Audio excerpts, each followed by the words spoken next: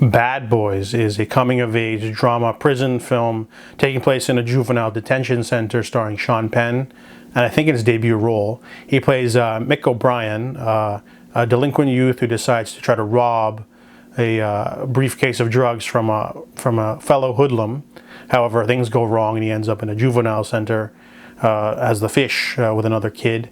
And he's got to go into this crazy world of violence and machismo. He gets paired up with a nerdy Jewish kid named Horowitz and learns how the pecking order works. Honestly, this is a really good movie. It withheld the test of time.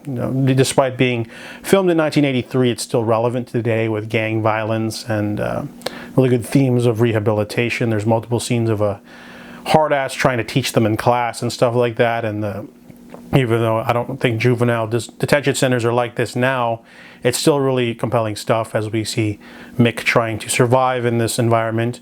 Meanwhile, on the outside, one of that briefcase thug that he tried to rob, Paco, goes after his girlfriend and also ends up in the same prison. So there's going to be some bad blood and blood feud. It definitely heightens up the tension. Even without that aspect, the movie's still really tense. I think this is the debut of Sean Penn, so he's really good in this movie. He's going up against Isai Morales and a few others like Clancy Brown. And I really liked how the other characters feel. It feels like a really good lived-in movie. You know, Horowitz is telling them how things are going. They have a way of avoiding inspections.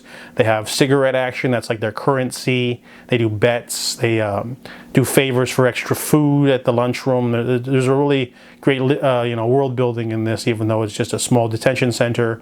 And there's some really good stuff going on behind the scenes with all the other characters. And ultimately a very emotional, primal ending. So this is definitely a strong drama film, definitely worth checking out. I give Bad Boys a 7.5 out of 10.